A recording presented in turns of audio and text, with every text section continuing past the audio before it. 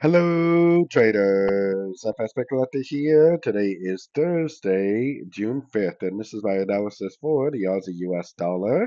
If you haven't done so yet, definitely do check out my free Discord group. It's a link down here in the corner at the end of the video, and make sure to take a look at my website, fxpipcollector.com. Watch the video on my home screen to learn more. So, anyways, on the Aussie dollar, I mean, we are definitely still pushing up. This is the daily time frame. We are at the 78%, and that definitely could be an area of resistance. I still think there's there's two possibilities for this. Possibility number one is this still could be like a very corrective action, and it maybe bounces from one of these levels and goes down and takes out all these lows for wave C. I definitely do think that is a possibility. But because every single higher time frame is in an uptrend, there's also a really good possibility that it just keeps on going up.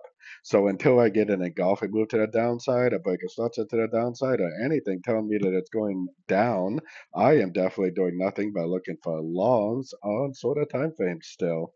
So going down to the 1 hour time frame, there was actually another really nice entry to go long today. This is the type of stuff I talk about almost every single day. One, two, three waves down, go long. One, two, three waves down, go long. Beautiful, beautiful entries. Now, I definitely wouldn't try to go long now, and it does have a little bit of a 1, 2, 3, 4, 5 look, which means we could possibly get a pretty decent pullback, especially with the 78% being here. I personally am not trying to short it, but if it does start to push down really hard, I guess you could try to short it.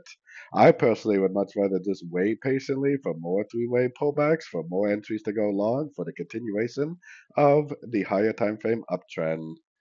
So anyways, don't forget to like and subscribe, and as always, thank you for watching and happy trading.